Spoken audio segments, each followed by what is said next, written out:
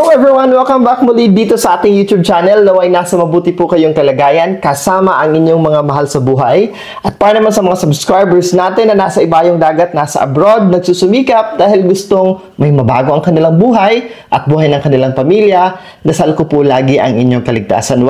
Dalawang araw ang mahalaga na pakatandaan ninyo kung kailan tayo po ay pwede at maganda magbigay ng pulang sobre. That would be on every Spring Festival, every Lunar New Year, and kung makalimutan nyo man on the Chinese New Year or the Lunar New Year, magbigay ng red angpao. Doon naman, ang pangalawang option is on the birthday, okay? On the birthday of the Jade Emperor. Sir Franz, kailan ang birthday ng Jade Emperor? Magbilang lang kayo ng 9 na araw from the day of the Chinese New Year, and that's the birthday or the day of the Jade Emperor. And that would be on February 7 po. Okay? February 7 ang day of the Jade Emperor. So you have the two options.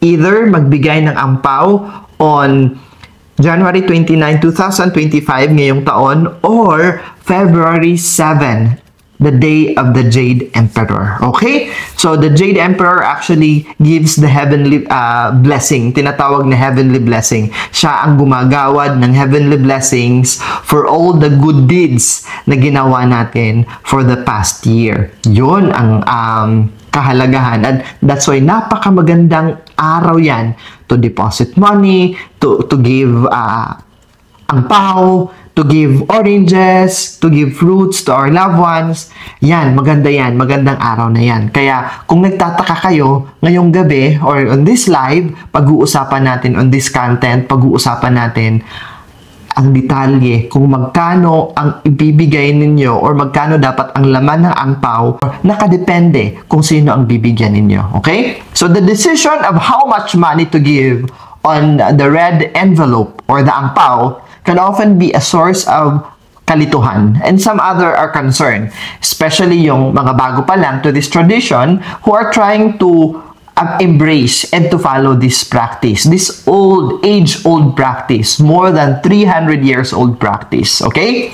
So, ang tradisyon ng pagbibigay ng pulang sobre ng angpao dates back to ancient times. Kasi nung sinuunang panahon, yung pera nila may butas. It is made up of gold, of silver, and copper. Okay? So, tinatali nila ng pulang tali. Okay? Towards of evil. Para hindi pasukin ang kanilang tahanan ng mga evil spirit or any black magic. So, tinatali nila. That's the lumang pera. Ngayon na meron na tayong mga machine that molds the money, kaya bihira tayo makakita ng butas na pera. But many years ago, na hindi pa uso yung wallet, ang ginagawa nila sa mga coins o sa mga barya nila is tinutuhog nila, tinatali nila. Ngayon, it has been replaced by paper money or the paper bill, pero yung simbolismo ay nananatili at mas pinalalakas. Yung red packets ay sumisimbolo po ng malakas na enerhiya, ng kaligayahan, good luck, and aiming to protect yung tumatanggap at nagbibigay nito. Okay? Yung tumatanggap at nagbibigay nito ay mabibigyan ng enerhiya, kaligayahan, at good luck, at protektahan from misfortune. Pag sinabi nating misfortune, maraming klaseng misfortune ha. Pagkalugi ng negosyo, pagkawala, pagkabangkarote, marami. Depending on sa buhay na mayroon po kayo. Ngayon, ang katanungan, Sir Franz, sino ba ang bibigyan ko? O, sino ba dapat ang tumatanggap? Okay?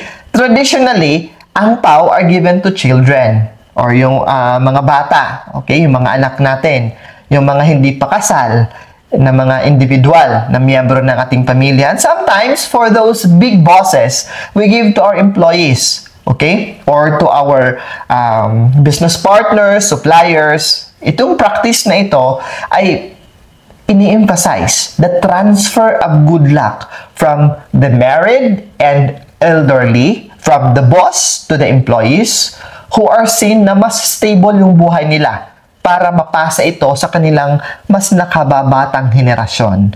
And those who need, yung talagang nangangailangan ng extra blessing so that they will be prepared a year ahead. So ngayon, ibibigay ko sa inyo ang mas komprehensibong guidelines. May table tayo, talagang gumawa tayo ng table ha. So yung iba na hindi makakahabol, do screenshot ha. Kung medyo mahina kayo magsulat, do screenshot na lang. Picture-picture na lang kayo dyan para ma-take note po ito ninyo lahat. Sino ang bibigyan ninyo ng angpaw sa araw ng Lunar New Year or Chinese New Year at magkano? So, nakadepende kung sino ang bibigyan ninyo at magkano. Unang-una, okay? If you are going to give to your grandparents, kung magbibigay kayo sa mga lolo at lola ninyo, ayan. So, ang inire-recommend na pera ay simula 88 pesos, 888 pesos, or 8,888, 99 pesos, 999 pesos, or 9,999. Para sa mga nasa abroad po ha, just have it in dollars. Huwag na kayo magtanong, paano yan Sir Franz, walang peso? Eh di $88. Ganon. $888. Well, yun. Okay? So, don't make things complicated. Okay? Do that tinatawag nating common sense in feng shui. Okay? I am talking about peso kasi karamihan ng mga audience ko dito ay mga Pilipino at nasa Pilipinas ako. So, I'm talking in peso. But, in a practicality and being smart enough to understand, dun na kayo. Dollars.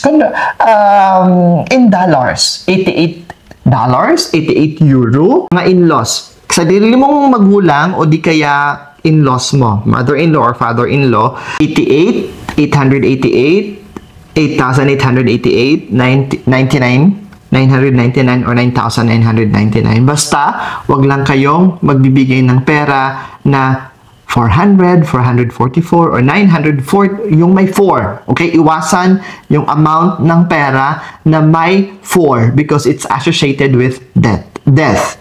Kung sarili nyo pong anak, whether it's the eldest down to the youngest, basta anak ninyo, whether legal or nag-ampon kayo o di naman kaya may sinagip kayo na tinuring nyo ng anak, consider them as your own children. From 80 to 188 to 800 to 1,888 to 8,000 to 18,888 or to 90 to 199, 900 to 1,999, 9,000 to 19,999. Diretso na tayo sa youngest brother or sister. Paano kung ako yung panganay or nasa kalagitnaan ako ng ranking bilang anak tapos may mga bunso akong kapatid? So yung recommended amount is from 60 pesos up to 168, from 600 pesos up to 1,688, 6,000 pesos to 16,888. Okay? Uulitin natin, iwasan natin yung amount na may number 4. Okay? Andyan na po, nakaharap na sa screen ninyo. For our nephews and nieces, okay? Mga pamangkin natin. Kasi yung mga pamangkin natin is considered as anak na rin natin. So, from 20 pesos to 50 pesos, 200 pesos to 500 pesos. Of course, kung yayamanin ka, di ba? 2,000 to 5,000 pesos. Kung super yaman ka talaga, 20,000 to 50,000 pesos. You can actually do this even in the universal New Year, yung January 1 na New Year. Pwede nyo itong gawin. So that's why you can take note of this mga amount kasi you can apply this on important dates, hindi lamang sa Lunar New Year or hindi lamang sa Day of the Jade Emperor, but this is applicable also on the universal New Year, January 1. Para sa mga hindi pa nakasal, hindi pa kinasal na mga close friends ninyo, dear to your heart, malapit sa puso mo, from 10 pesos to 20 pesos, 100 pesos to 200 pesos, 1,000 pesos to 2,000 pesos, 10,000 pesos to 20,000 pesos. Yan po ang amount na maswerte na ibibigay ninyo para sa kanila.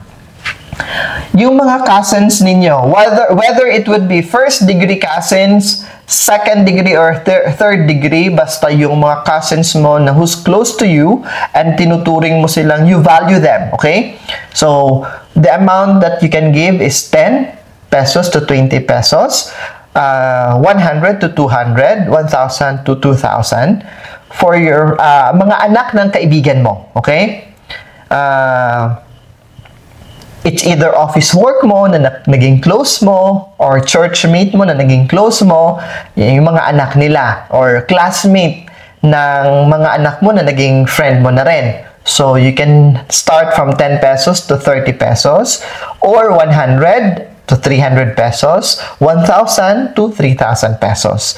For those who are in government service, okay? So, pwede kayong magbigay, either kamag-anak ninyo, or di kaya bookkeeper ka, and you do transactions sa mga government offices. Public workers, kasama na dyan yung mga teachers natin, yung mga frontliners natin sa medical sector, nasa city hall ninyo, nasa munisipyo ninyo, nasa barangay hall ninyo, na kung minsan ay pinakikisuyuan ninyo. Actually, you can give them also an ampaw. The amount varies are on the screen. 6 to 10 pesos, 60 or 100 pesos, 600 or 1,000 pesos, 6,000 o 10,000 pesos. Yan po ang amount na pwede nyong ilagay sa loob ng pulang sobre or ng ampaw kung yung public workers ang bibigyan po ninyo. Acquaintances na mga bata, mas bata sa iyo ha, mga kakilala mo na mas bata sa iyo, and then na-close mo na sila. So, from 6 pesos to 12 pesos, 60 pesos to 120 pesos, 600 to 1,200. To your husband, okay? Paano kung ikaw wife and you wanted to give to your husband, ito yung mga amount or halaga na sumisimbolo ng forever togetherness. So, 8,888 pataas, o di naman kaya 9,999. Yon. Hindi lamang ito applicable on the day of the Jade Emperor, but you can actually apply giving this to your husband or your wife on their birthday. Kung magbibigay ka ng pera sa kanila, kasi kung minsan nalilito ka, ano ba yung gusto ng wife mo, ano ba yung gusto ng husband mo, so you'd rather give them with money para sila na yung bibili ng gusto nila, so you can have this amount. Okay? Kung wife naman ang bibigyan, same amount, 8,888 or more, o di naman kaya 9,999, kasi ito'y sumisimbolo ng forever. Forever kayong magsasama, forever kayong blessed. Okay? Always use po a red new envelope, angpaw, ha? Huwag kayo gamit na or mag-recycle kayo. Pag magbibigay kayo sa ibang tao, make use of the brand new one. Hindi yung mga tinago ninyo from the previous years, okay? Another, huwag kayo magbibigay ng pera na may number 4, okay? May halaga, may papasok si 4. 145 or 140, 482 or 400 plus. Basta nandyan si 4 ha? Because 4 symbolizes death, okay? At never, okay? Wag na wag kayong magbibigay ng walang laman na red packet, okay? Because it will have a domino effect to you. So you give nothing, you will receive nothing at the same time as the cosmic or the universe will be aligned, ibabalik niya sa'yo. Wala kang binigay eh. It's just a red envelope. It's an empty red envelope. So make sure na kung magbibigay kayo, may laman. Even, okay, kung magre-regalo po kayo ng wallet ha, let me take advantage of this discussion habang nandito tayo. Medyo segue tayo. Hindi naman ito red ampaw, pero kung magre-regalo po kayo ng wallet, ng coin purse, make sure po na lalagyan nyo ng laman. Okay? Kasi whatever blessings you give forward or you share with other people ay babalik sa inyo in 100 folds. If you wish and bless them abundance and they will never run out of money, therefore it will happen also to you. Mangyayari at mangyayari din po yan sa inyo.